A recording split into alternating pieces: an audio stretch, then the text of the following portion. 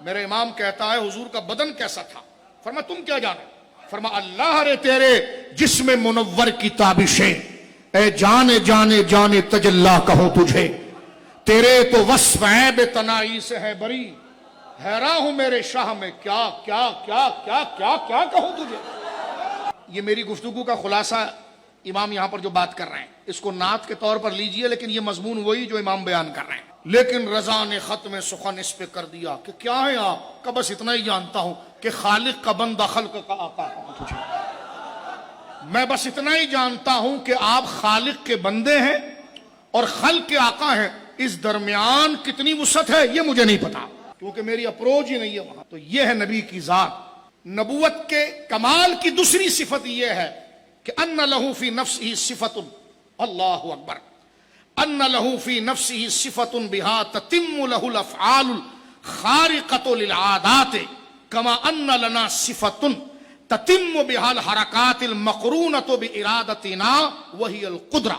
امام غزالی فرماتے ہیں جو کہتے ہیں نا نبی کچھ نہیں کر سکتا، نبی کو کوئی اختیار نہیں ہے، میں نے کہا جانور پہلے نبی کی تعریف پڑھ، جب نبی کی تعریف پڑھ لے گا نا تو تجھے اختیار والی بات پر کبھی سوال ہی نہیں اٹھائے گا، اس لیے کہ وہ تو ہے جو بے اختیار ڈنگر اور جانور ہے، وہ ہیں جنہیں اللہ رب العالمین نے وہ تصرف و مقام عطا فرمایا۔ امام غزالی رحمۃ اللہ علیہ نبی کی خصوصیات پر بات کرتے ہوئے ملا کو نہیں سمجھا رہے ہیں، دہریے کو سمجھا رہے ہیں، اور بتا رہے ہیں دہریے کو کہ نبی ہم بھی انسان اور نبی بھی انسان ہے، لیکن نبی میں کمال دوسرا کیا ہوتا ہے؟ فرما دوسرا کمال یہ ہے کہ نبی کے لیے اس کی ذات میں ایک وصف، ایک کوالٹی ہوتی ہے جس سے اس کے لیے ایسے کام جو خلاف عادت ہے وہ اس سے آسانی سے ہو جاتے ہیں، جس طرح ہمارے لیے ایک صفت ہے ایک طاقت کی، اور وہ ہمارے کام ہماری حرکت کی وجہ سے ہمارے ارادے سے ہو جاتے ہیں، اس کو قدرت کہتے ہیں۔ مثلا ہمیں بخار آ گیا، کوئی مرض لاحق ہو گیا، تو ہمارے وہاں یہ ہے کہ گولی کو کھا لی، آپ نے کھا لی، آپ ٹھیک ہو گئے۔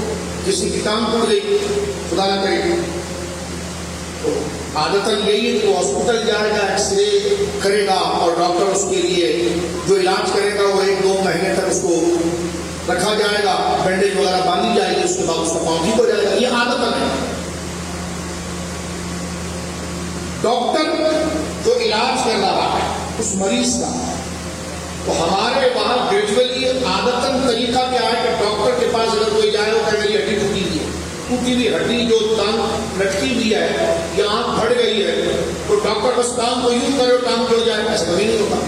ہمارے وہاں یوزول اور عادتاً طریقہ یہ کہ ڈاکٹر پہلے کہے گا کہ بھائی آپ ایکس رے کریں، ایکس رے کے ذریعے وہ اندر کی چیز کو جانے گا کہ ہے کیا، اس کے بعد آپریشن کرنا ہے تو وہ آپریشن کرے گا، راڈ ڈالنا ہے تو وہ راڈ ڈالے گا، اس کے بعد وہ بینڈیج کرے گا اور پلسٹر کرے گا، اس کے بعد کہے گا 2 مہینہ 3 مہینے تک آپ رہیں گے۔ اب یہ ڈاکٹر جو علاج کر رہا ہے یہ اپنے ارادے سے کر رہا ہے کہ یہ پاؤں ٹھیک ہو جائے، لیکن اس کا ارادہ اتنا ہی دائرے کے اندر ہے۔ نبی کا ارادہ یہ ہے کہ ٹوٹی ہوئی ٹانگ آئی، نبی نے صرف خود لگایا اور جس پر توجہ کرنا، ایک تو یہ حیران کن بات ہے کہ ہمارے دائرۂ عادت میں اس قسم کا علاج نہیں ہے جو نبی کے ہاتھ پر ہو رہا ہے، اس کو کہتے ہیں خالق عادت، عادت کے خلاف کام ہو رہا ہے۔ ہمارے وہاں علاج کی یہ عادت نہیں ہے لیکن عادت کے خلاف کام ہو رہا ہے۔ پھر جس طرح ہمارے وہاں کیونکہ نبی بھی ایک طبیب کی حیثیت ہوتا ہے، اس طرح ہمارے وہاں ڈاکٹر، اب دیکھیں ایک ہمارا ڈاکٹر ہے اور ایک نبی کا حیثیت طبیب، مریض ہمارے ڈاکٹر کے پاس بھی آیا اور مریض نبی کے پاس بھی آیا۔ ہمارا ڈاکٹر جو علاج کر رہا ہے وہاں یوزول عادتاً طریقہ کیا ہے، وہ ایکس رے اور آپریشن یہ ہے۔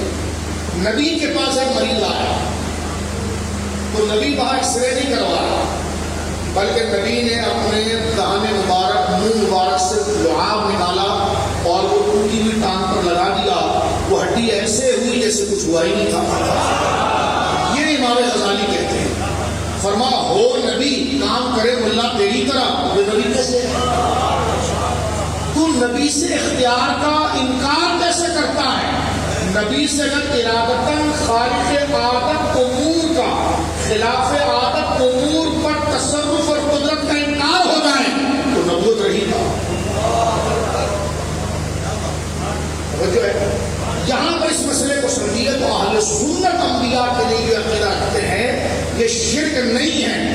नबूवत का तकाजा मानते हैं कि जो नबी होगा वही खुदा को सबसे ज्यादा जानेगा, वो नबी होगा उसी में तसर्रुफ की ताकत इंसानों से ज्यादा होगी।